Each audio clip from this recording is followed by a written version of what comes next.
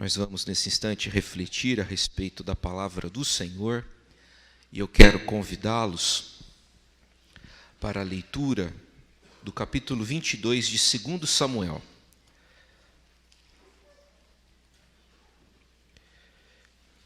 Segundo livro de Samuel, capítulo 22. Segundo Samuel, capítulo 22. Hoje vamos retomar as nossas reflexões sobre a vida de Davi, um homem que jamais desistiu de Deus e Deus nunca desistiu de seu servo Davi. Nós vamos ler o capítulo 22 aos pouquinhos. Então, eu anuncio a leitura de um verso ou de uma sessão, um bloco de versos, texto, comentários e assim sucessivamente. Ok?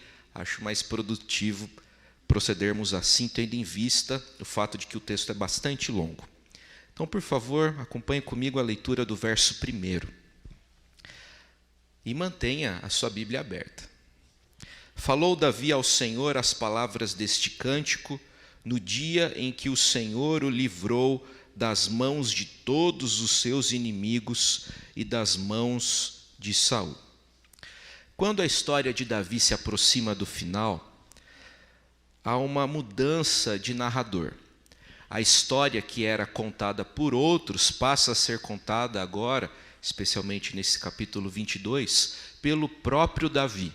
Estamos aqui diante das palavras do próprio homem que tinha o coração segundo o Senhor. No capítulo 22 de 2 Samuel, encontramos um longo, intenso e bonito cântico de ações de graças, no qual Davi louva o Senhor por tê-lo livrado de tantos problemas, por ter o fortalecido nas muitas batalhas da vida. Esse cântico de ações de graças é, na verdade, o Salmo 18. Lemos 3 versos do Salmo 18 no início da nossa liturgia. O Salmo 18 foi inserido aqui quase que integralmente. O primeiro verso do capítulo 22 começa com uma informação importante para nós compreendermos o resto do capítulo. No verso 1 é mencionado, Saul é mencionado separadamente dos inimigos de Davi. Embora Saul tivesse sim tratado Davi como inimigo, Davi não considerava Saul como seu inimigo. Para Davi, Saul era o ungido do Senhor. Não trate os outros como você acha que os outros merecem ser tratados. Não trate os outros como eles tratam você. Trate os outros como o Senhor deseja que eles sejam tratados. Nós aprendemos essa bonita e prática lição com esse exemplo de Davi. Vamos prosseguir, versos 2 e 3. E disse: o Senhor é a minha rocha, a minha cidadela, o meu libertador, o meu Deus, o meu rochedo, em que me refugio, o meu escudo, a força da minha salvação, o meu baluarte e o meu refúgio. Ó Deus, da violência tu me salvas. O texto mostra que, na experiência de Davi, Deus era o que mais importava. Davi pensava em Deus, Davi meditava nas coisas relacionadas ao ser divino, Davi acreditava em Deus, Davi imaginava Deus e Davi dialogava com o Senhor. A evidência dessa percepção aguda de Davi sobre Deus está no grande número de metáforas empregadas para fazer referência ao ser divino. Davi chama o Senhor de minha rocha. Davi chama o Senhor de meu libertador. Davi chama o Senhor de minha fortaleza, meu baluarte, meu escudo. Na verdade, cada coisa visível revelava para Davi o Deus invisível. Davi, quando contemplava a criação, quando observava a realidade à sua volta, todas as realidades visíveis para Davi revelavam o Deus invisível e que é o Criador e sustentador de todas as coisas. Também é importante observarmos que essas muitas metáforas estão relacionadas ao contexto de guerra e correspondem bem aos relatos de Davi. Afinal de contas, o que ele mais fez em sua vida foi batalhar. Nos versos 2 e 3, Davi emprega 9 metáforas para fazer referência ao ser divino. E esse acúmulo de ênfases, esse acúmulo, na verdade, de metáforas, aponta para ênfase, ou seja, louvor ao Todo-Poderoso Deus. O termo traduzido como rocha é o mais empregado por Davi nesse salmo. E esse texto, ou melhor, essa palavra aparece no começo, no meio e também no final do salmo. Davi compreendia o Senhor como a sua rocha. Nele, Davi sentia-se seguro, perto do Senhor, protegido pelo Senhor. Davi se sentia absolutamente protegido. O fato de a rocha ser a metáfora predileta de Davi para referir-se a Deus é algo bastante curioso, porque uma rocha é uma coisa muito simples, é uma coisa comum demais, mas era essa extrema falta de graça que provocava em Davi uma profunda consciência da graça divina. E praticamente tudo o que Davi experimentou na vida e conheceu nessa realidade visível, ele apresentou ao Senhor sob a forma de oração. Todo o conhecimento, toda a experiência de Davi virou adoração. E, meus irmãos, todo o conhecimento que nós adquirimos sobre Deus, que não vira adoração, que não vira devoção, na verdade configura-se como uma aliança com o inimigo. A pessoa que prefere falar sobre Deus, em vez de falar com Deus, serve o inimigo, na verdade. Toda vez que o conhecimento de Deus não se transforma em oração, em devoção, essa coisa boa rapidamente pode transformar-se em algo ruim que gera opressão e repressão. Vamos prosseguir agora, fazendo a leitura dos versos 4 a 20. Invoco o Senhor digno de ser louvado, e serei salvo dos meus inimigos, porque ondas de morte me cercaram, torrentes de impiedade me impuseram terror, cadeias infernais me cingiram e tramas de morte me surpreenderam. Na minha angústia, invoquei o Senhor, clamei a meu Deus, ele do seu templo ouviu a minha voz, e o meu clamor chegou aos seus ouvidos. Então a terra se abalou e tremeu, vacilaram também os fundamentos dos céus e se estremeceram, porque ele se indignou. Das suas narinas subiu fumaça, e da sua boca fogo devorador. Dele saíram carvões em chama. Baixou ele os céus e desceu, e teve sob os pés densa escuridão. Cavalgava um querubim e voou, e foi visto sobre as asas do vento. Por pavilhão, pois, ao redor de si trevas, ajuntamento de águas, nuvens dos céus. Do resplendor que diante dele havia, brasas de fogo se acenderam. Trovejou o Senhor desde os céus, o Altíssimo levantou a sua voz, despediu setas e espalhou os meus inimigos, e raios e os desbaratou.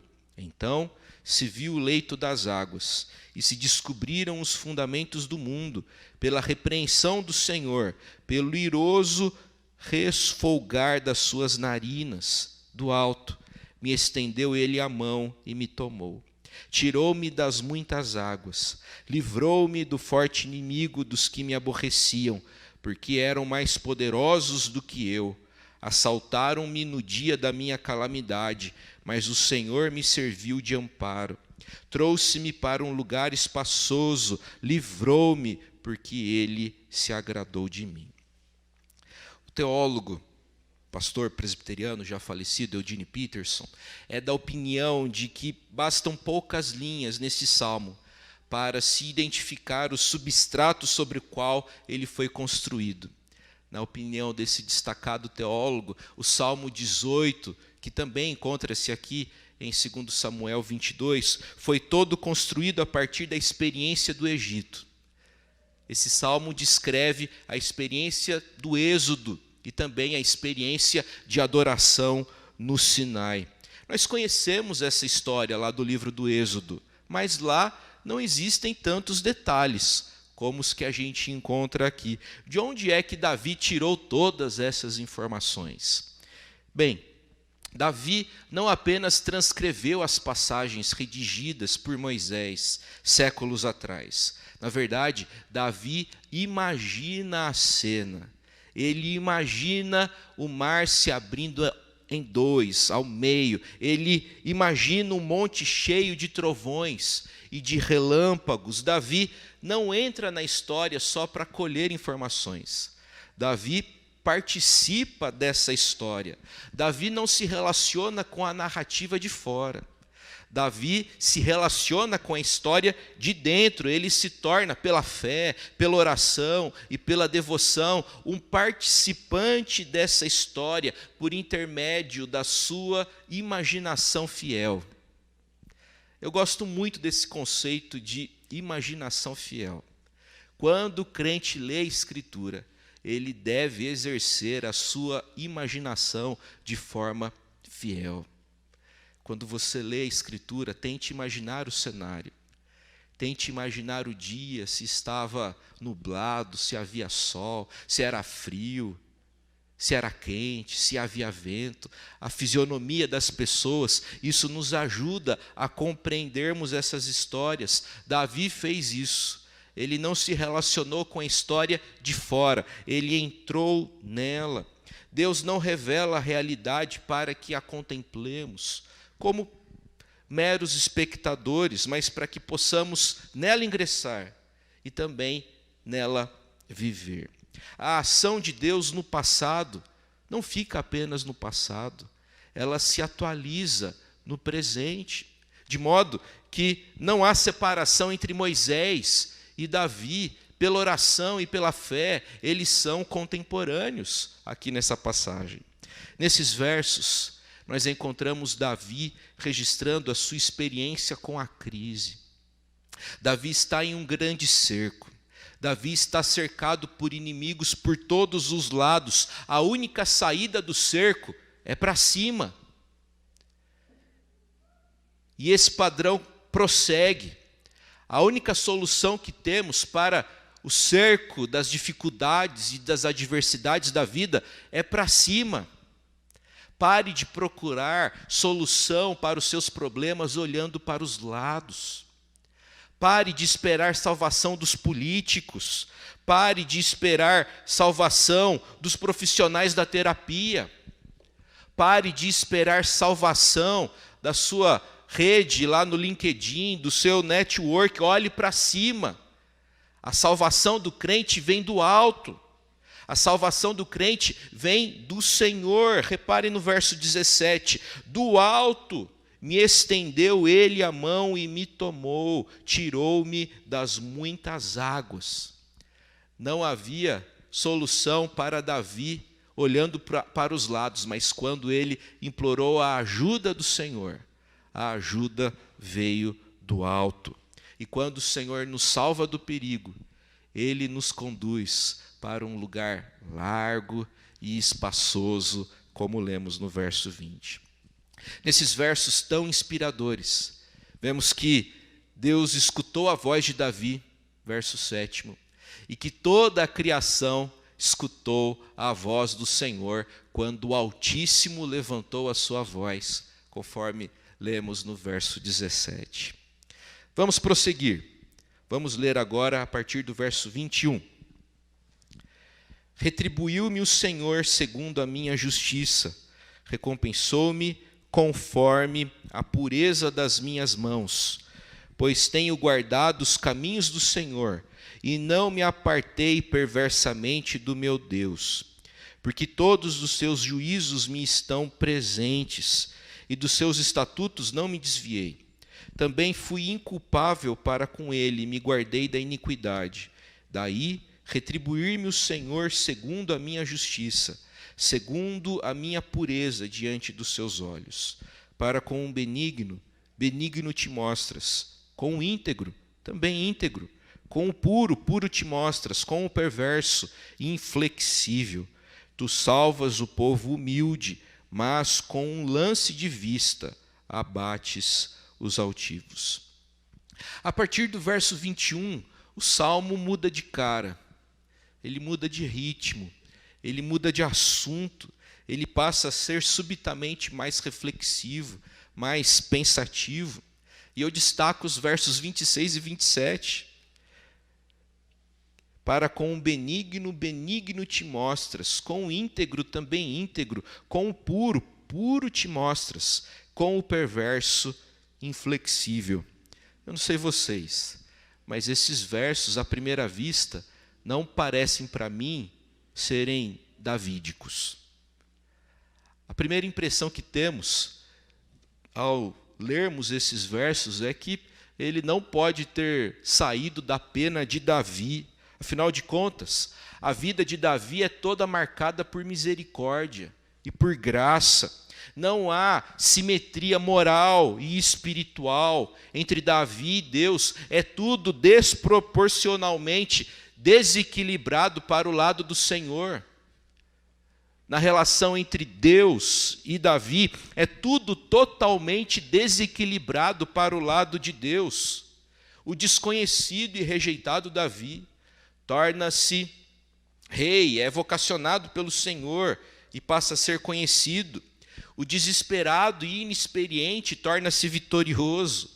O indefeso Davi encontra refúgio no Senhor. O imerecedor Davi é perdoado pela graça do Senhor.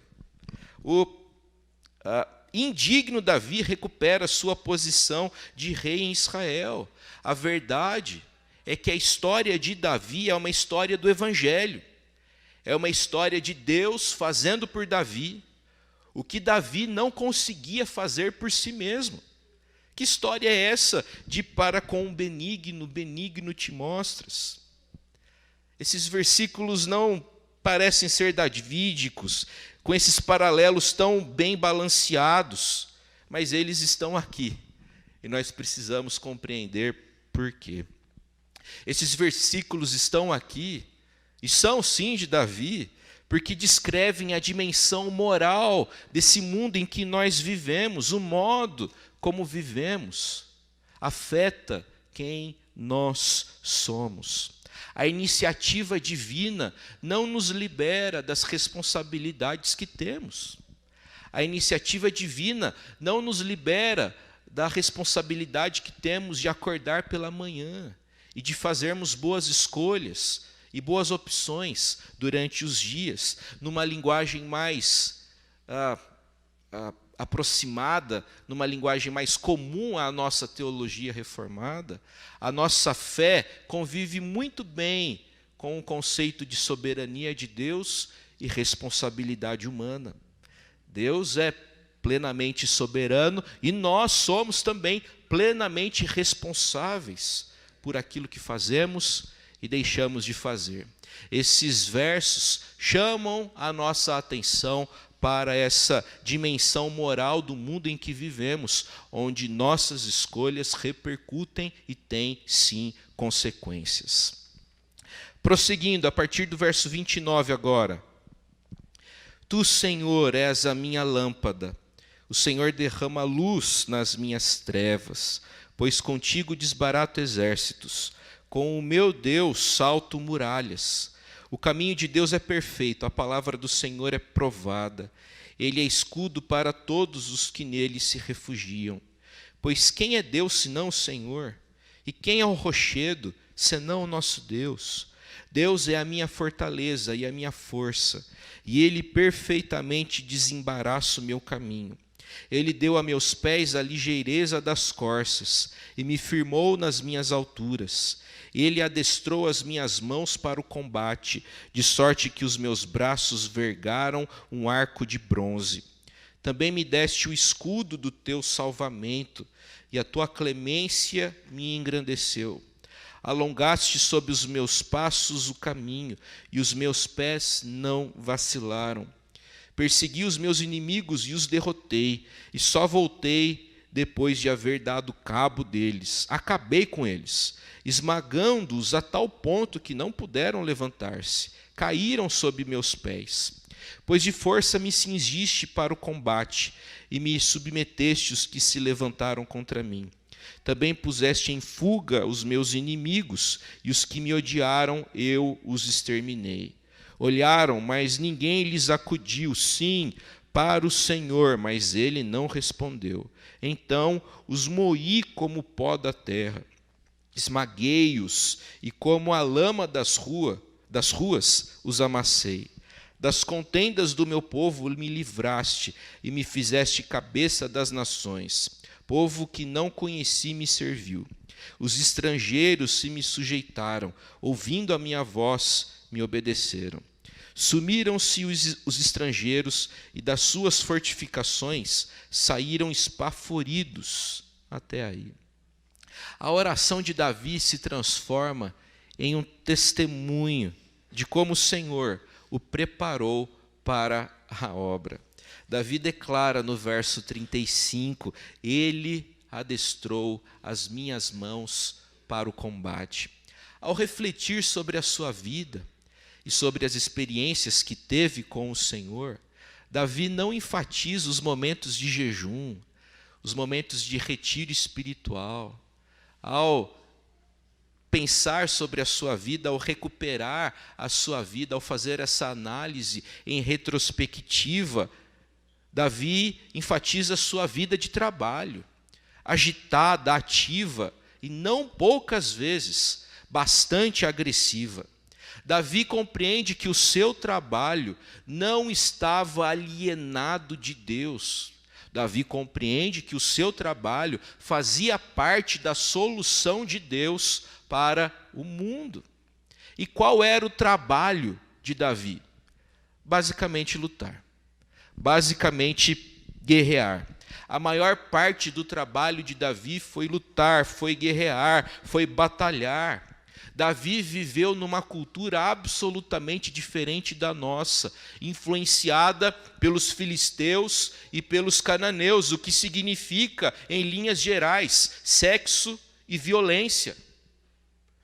Davi viveu nesse mundo notadamente influenciado pela busca do prazer e pela violência. Davi viveu num mundo, numa circunstância completamente diferente da nossa. E é nesse período, denominado pelos historiadores de Idade do Ferro, que encontramos Davi vivendo e morrendo, não isento das influências de seu tempo, mas ele não estava atado a elas. Davi não estava isento das influências do seu tempo, mas ele não estava confinado àquelas condições. Não há condições que impeçam o trabalho do Espírito, mas o Espírito nunca trabalha à parte das condições existentes. Eu admito que ler sobre Davi fazendo guerra, matando pessoas, e foram muitas pessoas. Eu confesso que fico assim, eu acho isso daqui um pouco estranho. A Bíblia declara Davi como homem segundo o coração de Deus, e ele fez esse monte de coisas. Eu acho isso um pouquinho estranho. E para você que acha isso estranho também, lembre-se que o mais importante no texto não é Davi. O maior interesse do texto é sobre o Deus de Davi, que salva pessoas, que tem essa moral de quinta categoria como Davi teve. O mais importante nas histórias de Samuel não é nos ensinar como viver, mas como nós de fato vivemos. As histórias de 1º e 2º Samuel não são exemplares, são verdadeiras imersões na própria essência da vida humana. Os livros de Samuel não nos ensinam como viver, mas como de fato nós vivemos. Davi viveu dentro das condições da sua época, mas não esteve atado e confinado a elas. Caminhando para o final desse texto, vamos ler a partir do verso 47. Vive o Senhor, e bendita seja a minha rocha. Exaltado seja o meu Deus, a rocha da minha salvação. O Deus que por mim tomou vingança e me submeteu povos, o Deus que me tirou dentre os meus inimigos. Sim, tu que me exaltaste acima dos meus adversários e me livraste do homem violento.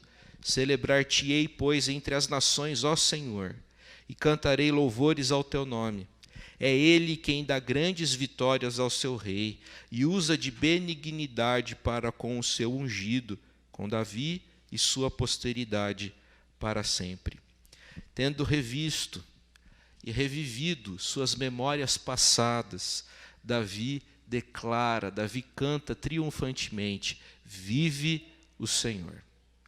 Davi tem essa percepção, tem essa compreensão espiritual de que o Senhor age, de que o Senhor governa, de que o Senhor o protegeu, o Senhor o sustentou, ele está vivo em virtude da graça do Senhor. Meus irmãos, a experiência de Davi com Deus o conduz ao testemunho às nações a respeito daquilo que o Senhor fez por ele e por seu povo. Celebrar-te-ei, pois, entre as nações, verso 50. Só que Davi nunca conseguiu amar seus inimigos como seu descendente Jesus, 1000 anos depois, iria amar. Sua moral e seu comportamento deixaram muito a desejar. E é importante compreendermos que as falhas de Davi foram registradas aqui não como forma de legitimar o mau comportamento, mas para mostrar que primeiro o Senhor se aproxima de nós e depois nós vamos sendo refeitos e remodelados à sua imagem. É importante compreendermos que nós não nos tornamos bons primeiramente, para depois o Senhor nos procurar. É precisamente o contrário o que acontece em nossas vidas. Davi foi um homem que nunca desistiu de Deus, e Deus jamais desistiu de seu servo Davi. Que a experiência de Davi se reflita também em nossas vidas e na nossa trajetória. Que o Senhor nos abençoe. Em nome de Jesus.